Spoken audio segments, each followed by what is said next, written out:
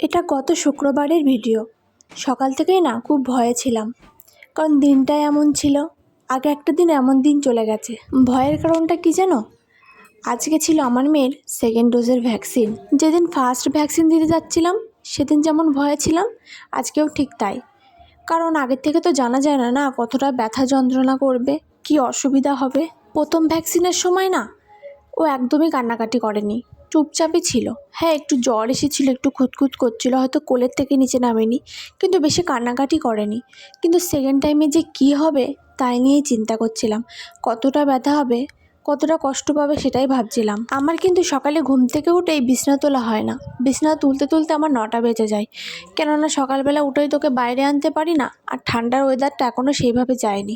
তাই সকালে ওকে 9টার সময় বাইরে বার করে ওর দাদার কাছে দিয়েছিলাম। বাবা তো ওকে নিয়ে গল্প করছিল, আর এদিকে আমার শাশুড়ি মা রান্না করছিল। আমাদের বাড়ি ওই দিন খাসির মাংস রান্না হচ্ছিল। আমি আমার শাশুড়ি মাকে বলছিলাম যে খাসির মাংস তো রান্না হচ্ছে, ভ্যাকসিন দিয়ে বাড়ি আসার পরে এই মাংস কি খাওয়ার অবস্থায় আমরা থাকবো? কি জানি কতটা অসুবিধা হবে, ওর কতটা কষ্ট পাবে, কান্নাকাটির জন্য হয়তো পারবোই না। তারপর বিছনা গুছিয়ে আমি গোছাতে লাগলাম। যা যা পরে যাব সেগুলো আগের থেকে বের করে রাখলাম। আগে ওকে গুছিয়ে দেবো, তারপরে আমি গোছাবো। এইসব করতে করতে তাড়াহুড়ো লেগে গেছিলো খুব। পরে দেখি আর হাতে মাত্র 1 ঘন্টা সময় আছে, তার মধ্যে গুছিয়ে বেরোতে হবে। হুটোপাটি লেগে গিয়েছিল। সকালের দিকে সময়টা তো দ্রুত চলে যায় না, বোঝাই যায় না। আমি তো বাড়ির অন্য কোনো কাজে হাতই লাগাই না, কি করে লাগাবো? ঠিকঠাক করে সময়ই পাই না। সকালবেলা ওকে স্নান করে গুছিয়ে ঘুম পাড়াতে পাড়াতে সেখানেই তো 2-2.5 ঘন্টা চলে যায়। তারপরে তো নিজের চিন্তা। মনে থাকতে থাকতে সবার আগে পোলিও কার্ডটাই গুছিয়ে নেওয়া হলো, কেননা আমি যে সব কিছু মাঝে মাঝে ভুলে যাই, কখন কী না নিয়ে বেরোবো তার ঠিক নেই। তাই শ্রীনিধিকে চান দিয়ে আমি ঘরে নিয়ে আসলাম। এবার ওকে গুছিয়ে দিয়ে তারপরে আমি রেডি হতে যাব। ওকে গোছাতে গোছাতেই সময় চলে গেছিলো, আর আমার হাতে 8 ঘন্টা ছিল। তার মধ্যে আমি হুটোপাটা করে রেডি হয়ে নিয়েছিলাম। কি করব, দেরি হয়ে গেলে ওখানে যে অনেক ভিড় হয়ে যাবে। তারপর বেরিয়ে পড়েছিলাম। গিয়ে দেখি সত্যিই তো অনেকটাই ভিড় হয়ে গেছে, আমাদের বইটা অনেক নিচেই জমা পড়েছিল। কিন্তু আমি তো পুরোই অবাক। প্রথমবারেও যেমন কাঁদেনি, সেকেন্ডবারেও একদমই কাঁদেনি। হ্যাঁ, ইঞ্জেকশন দেওয়ার সময় একটু কান্না করছিল, কিন্তু তারপরে একদম শান্ত ছিল। কিন্তু ওর একটু জ্বর এসেছিল। কান্না করেছে,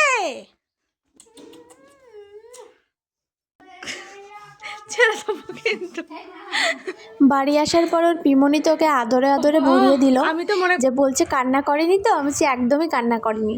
তারপরে দুপুরে তো আমি মাটন দিয়ে ভাত খাওয়া শুরু করে দিলাম। তোমরা কে কে বলো তো মাটন খেতে পছন্দ করো? আমি জানি বেশিরভাগ মানুষই তোমরা মাটন খেতে পছন্দ করো। যে ভয়টা ছিল যে মাটন খেতে পারবো না ওর কান্নার জন্য, সে ভয়টা তো আর নেই, তাই ভালো করে খেয়ে নিলাম। আর তারপরে রাত্রে আমরা খেয়েছিলাম মোমো। বাড়িতে আমরা বানিয়েছিলাম। দেখো কেমন কুলি পিঠের মতন মোমো করেছি, কারণ আমরা মোমোর শেপ দিতে পারছিলামই না। আর দুটো ভাজা মোমোও ট্রাই করলাম যে কেমন লাগে। মোমোগুলো সত্যি খেতে দারুণ হয়েছিল। ভাজা মোমোটাও খুবই সুন্দর হয়েছিল। আর বড় বড় দুটো বাটি সাইজের আমরা স্যুপ নিয়েছিলাম, স্যুপগুলোও খেতে খুবই সুন্দর হয়েছিল। আর বাড়িতে সবজি থাকলে আরও সবজি দিলে আরও ভালো লাগতো। ভালো বলেন, কিরকম টেস্ট? কিরকম ফ্রাই মোমোর তাই ফ্রাই মোমোর টেস্ট কেমন? ভালো লাগছে ফ্রাই মোমো? ভালো লাগলো। আরো সস টস দিয়ে ফ্রাই করলে আরো বেশি ভালো লাগতো। হুম। গরিব মানুষ।